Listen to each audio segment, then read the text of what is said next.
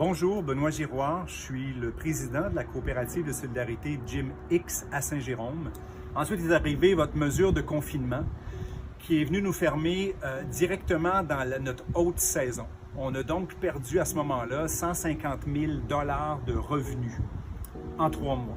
Et ça, c'est juste une partie de ce que nous autres, on vit au quotidien. Alors que vous, dans vos tours d'ivoire bien climatisés, vous avez la chance de prendre des décisions sur un bout de papier. Parce qu'en ce moment, de notre point de vue à nous autres, il y a une seule chose qui se passe. Virus, virus, virus, virus. Vous ne semblez plus voir rien d'autre à l'extérieur de ça. Et vous paraissez à nos yeux un pâle chef d'État qui devrait prendre en compte le fait que vous avez 8,5 millions d'habitants au Québec. J'ai la boutique Terra Nature avec mon copain, mon associé. Terra Nature, c'est une boutique écologique qui a ouvert en 2019 à La Chute. Nous, on offrait du vrac. On est aussi une savonnerie artisanale, donc on fabrique aussi des produits naturels. On a dû se grouiller, partir la boutique en ligne en flèche parce que puisqu'on est une entreprise enregistrée, on n'avait pas le droit à des programmes d'aide. Donc, je ne sais pas si vous savez, mais rentrer plus de 500 produits en ligne, c'est très long. Ça a été stressant. Pendant au moins 3 semaines, on a eu 0 revenu jusqu'à temps qu'on soit capable de lancer la boutique en ligne. Par la suite, on a vu qu'il y avait des aides comme des prêts. Pour nous, il en était vraiment hors de question de s'endetter pour continuer à faire rouler l'économie. On a toujours voulu être une entreprise debt-free, puis c'en était vraiment hors de question. Tous les autres programmes, ça ne s'appliquait pas à nous. Donc, pour nous, les mesures, ça a fait en sorte qu'on a dû piger dans l'argent pour survivre, payer les paiements de la boutique, etc., qu'eux, ils n'ont jamais arrêté. Donc, pour nous, ça a été vraiment un gros coup. Ensuite, quand on a réouvert, qu'on a eu le droit de réouvrir, on a réouvert, mais on était tellement exténués. On a réouvert avec une plus petite horaire. C'est certain qu'on avait une perte de revenus, c'était différent. Ensuite, quand on a eu les masques obligatoires, puis qu'on voyait comment que ça s'en allait avec les mesures gouvernementales, on s'est dit non. On veut pas jouer à la police, puis quelle sorte d'avenir que c'est pour le commerce de détail. Bonjour, je suis Marie-Pierre Patoine, propriétaire d'Aubergélie.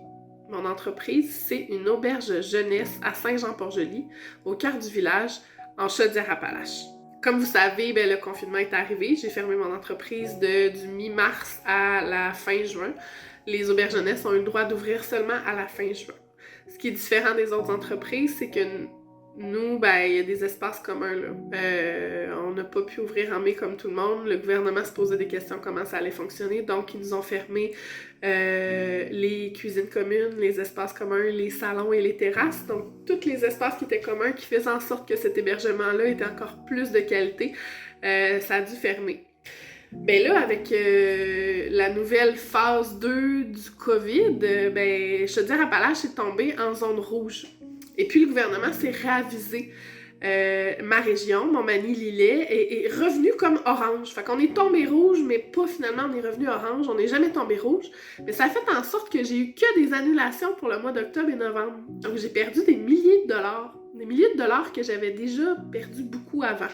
Je m'appelle Stéphanie Couturier. Je suis propriétaire d'une petite entreprise dans le coin de Stoneham qui s'appelle Evolufit Québec. Tout le peu qui me restait, vous l'avez encore tout enlevé. J'allais encore retrouver ce que j'aurais dû avoir.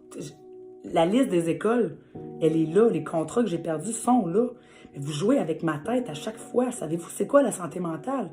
Savez-vous c'est quoi de l'anxiété, des troubles d'adaptation, la dépression? Savez-vous c'est quoi la souffrance intérieure, la détresse? Savez-vous c'est quoi? C'est pas juste de l'argent qu'on perd. On perd de la tête. On perd du cœur, on perd de nous autres, je perds de mon identité, vous m'enlevez qui je suis, vous m'enlevez ça pourquoi ce que je devrais faire, ma plus belle paye, les enfants que je veux réussir à traverser les murs, la fierté, à entendre une maman qui dit que grâce à moi, son enfant, enfin, il fait du sport, j'ai perdu ma plus belle paye, le sentiment de reconnaissance, sentiment d'accomplissement. C'est des affaires, c'est des besoins primaires. En tant qu'entrepreneur, là, j'ai tout perdu. Mais encore aujourd'hui, on réarrête encore. Vous dites que vous encouragez les sports individuels, mais la complexité de rentrer dans les écoles, ils ont peur de moi. C'est comme si je traînais le COVID dans ma petite remorque. C'est comme si dans ma remorque, c'était plein de COVID. C'est capoté, là. Vous enlevez tout, vous jouez avec les ficelles, les décisions changent, puis là, vous nous tenez par la peur en plus. Le vendredi, vous dites que ça va changer le lundi, on vit avec la peur toute la fin de semaine. Comment qu'elle a été ma fin de semaine à moi, vous pensez? Comment qu'elle a été la fin de semaine de tous les Québécois? Elle a été comment la fin de semaine des ados?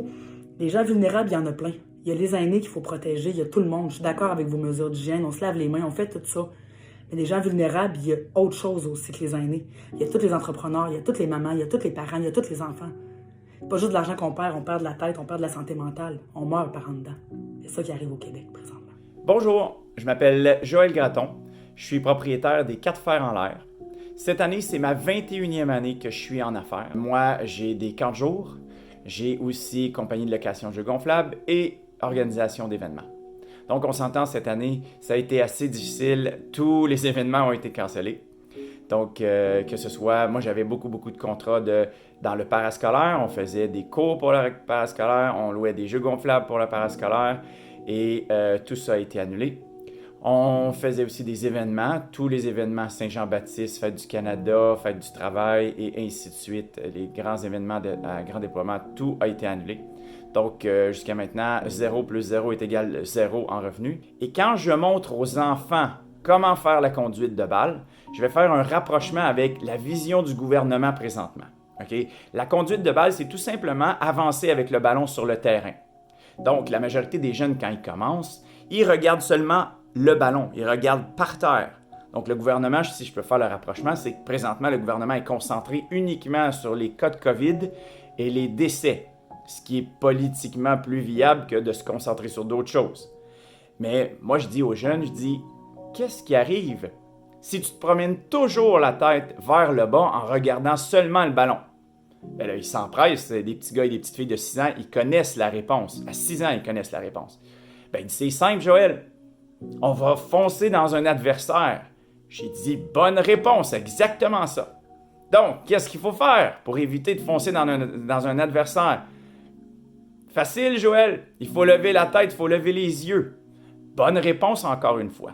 Donc, présentement, le gouvernement est absorbé par le problème de la COVID. Il ne fait que regarder vers le bas. Mais s'il levait les yeux juste un peu pour prendre son information, comme on dit en langage de soccer, il verrait qu'il y a plein de personnes qui sont oubliées. Les gens qui vont être là dans 6 mois, 1 an, 2 ans pour rebâtir. Donc, moi, je les appelle les dommages collatéraux. Ils sont là. Quand on lève les yeux et qu'on regarde, tous les gens qui sont là sont des dommages collatéraux. Bonjour tout le monde. Mon nom est Cynthia Gaudreau et je suis propriétaire de Vacances Cristal à Baie-Saint-Paul. Vacances Cristal, c'est une agence de voyage que j'ai créée qui, dans 9 jours, aurait ou aura 10 ans. L'avenir nous dira si elle vivra sa 10e année. Aujourd'hui, ma réalité, c'est je gratte les fonds de tiroir pour essayer de payer mon loyer. Aujourd'hui, la réalité d'un agent de voyage, c'est que depuis mi-mars, on travaille gratuitement avec la prime de ramasser les insultes, les menaces, les menaces de poursuite et les menaces physiques. C'est se faire traiter d'incompétent, c'est se faire traiter de voleur. Mais que l'industrie reparte et qu'on vous demande un frais de gestion de dossier, afin d'être capable de vivre, ça va être quoi? J'aimerais ça qu'il y ait une solidarité envers nous. Je ne veux pas dénigrer personne, mais je veux juste que les gens sachent que nous, plusieurs agents de voyage, plusieurs conseillers dans les grossistes, dans les transporteurs sont présentement partis, eux aussi, à bout du système. Ils ne peuvent plus recevoir la rage des clients, l'incompréhension des clients. Puis plus les gens en demandent, plus il y a des personnes qui sont malveillants, qui s'impliquent au détriment de nos clients, malheureusement. Donc aujourd'hui, je vous dis, j'espère du plus profond de mon cœur que mon entreprise va traverser la crise.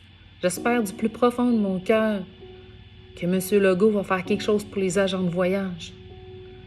Puis j'espère du plus profond de mon cœur que chacune des entrepreneurs, chacun et chacune des personnes entrepreneurs du Québec vont s'accrocher à une lueur d'espoir, vont se former, vont rebondir et vont faire en sorte qu'ils vont voir que nous, au Québec, on ne se laisse pas faire. Merci de m'avoir écouté. Bye. Mon nom est Stéphane Lachance, je suis le directeur général de la compagnie Concert Plus. Concert Plus est une compagnie d'audiovisuel qui est basée à Québec. J'opère ce service depuis 1983. Maintenant, Concert Plus est une entreprise qui emploie près d'une trentaine de personnes, une vingtaine de surnuméraires et environ 8 personnes à temps plein. Alors nous, notre situation, elle est très claire actuellement. C'est que depuis les événements du 12 mars, tout notre business s'est effondré parce qu'on est fournisseur événementiel dans le domaine, entre autres, de l'hôtellerie. Puis là, avec le nouveau lockdown qui a été décrété depuis jeudi dernier, où on a fait passer la capitale nationale dans la zone rouge, on venait de recommencer à faire un petit peu de business. Tous nos clients ont annulé. Donc, juste la semaine dernière, on a perdu près de 4 000 $. Nous, on estime, là, depuis 7 mois, chez Concert Plus, on a perdu près de 400 000 $ en revenus. Pour une petite entreprise, là, c'est vraiment la catastrophe totale. Alors, je vois pas pourquoi on nous fait porter le masque. Mais on le porte, on se lave les mains, puis on désinfecte, puis on fait tout ce qu'on nous demande. Puis après ça, on vient nous dire que c'est de notre faute parce qu'on respecte pas les demandes. Ça m'insulte. Ça m'insulte vraiment. Alors, je sais pas trop. Moi, j'ai appris avec cette pandémie une chose, c'est qu'au Québec, maintenant, on a 2 types de citoyens. On a ceux qui travaillent pour l'État et le gouvernement et qui, eux, ne sont zéro impactés sur leur salaire et sur leurs revenus. Et on a les autres. Si vous ne travaillez pas pour le gouvernement, là, vous faites partie d'une classe à part. Mais on ne se laissera pas abattre. On va continuer, mais on va demander des réponses, par exemple. Parce qu'actuellement, là, ça fonctionne pas. J'ai voté CAQ, je l'avoue, mais j'ai pas voté pour qu'il gère ma vie. Jamais dans 100 ans. Jamais. Alors ça, j'accepte pas ça. Alors là, on veut des réponses, parce que les réponses qu'on reçoit présentement, c'est de la bullshit. C'est pas une question d'être complotiste, là, puis rien du tout. Mais ce qu'on se fait dire, puis la réalité, c'est vraiment pas la même chose. Alors, on va espérer que dans les prochains jours, les gens vont se réveiller, puis on va se tenir debout, parce que là, on a besoin de réponses, parce qu'on est en train de perdre nos culottes. J'accepte pas ça. Je me laisserai pas mourir sans rien dire. Voilà, c'est ce que j'avais à dire. Salut tout le monde, on m'a demandé de faire une vidéo par rapport à la situation actuelle des gyms suite à un post que j'ai fait dimanche. Alors, mon nom est Steve Dubé, propriétaire du SSP Barbell Club. La première vague de COVID, quand elle est arrivée, on a été un peu sous le choc. On a été capable de desservir notre clientèle en faisant des entraînements à la maison. J'ai prêté de l'équipement. Ça a relativement bien été. J'ai eu une perte de peut-être 5 à 7 % de clients dans la première vague. Et nous, les entrepreneurs, on essaie d'avoir une meilleure vie. On essaie de développer l'économie du Québec avec ce qu'on nous on croit. Et on sait que les gyms, ce sont des places pour la santé. Nous, on est des vendeurs de sérotonine. On fait du bien aux gens. On aime ça. Les gens aiment ça. Les gens se réhabilitent. J'ai 2 personnes, personnellement. Un que j'ai sauvé un peu de la dépression, puis l'autre du suicide. L'entraînement, ça les a amenés à avoir la vie d'un œil meilleur. Donc, vous ne pouvez pas me faire à croire que les gyms, c'est pas important. J'y crois pas. J'y croirai jamais. On a une valeur aussi. Puis cette valeur-là, j'ai comme l'impression que vous l'avez sacrée au vidange. Aussi rapidement que vous vous tournez en prenant une décision qui est, à mon avis, complètement irréfléchie. Triste réalité, on ferme nos portes pour 20 jours. On va suivre la règle. Ça ne veut pas dire que je ne ferai pas du online training, puis je vais passer des équipements, ça c'est certain. Je vais me battre jusqu'au bout, parce que je ne me laisserai pas piétiner par une consigne qui est, à mon avis, complètement ridicule. Donc à tous les entrepreneurs out there, on est là, je vous supporte, je sais que vous me supportez, fait qu'on est là en équipe. Il faut se lever, puis continuer à faire ce qu'on fait de mieux, sauver nos business, sauver nos vies, puis penser à nos familles. Salut tout le monde!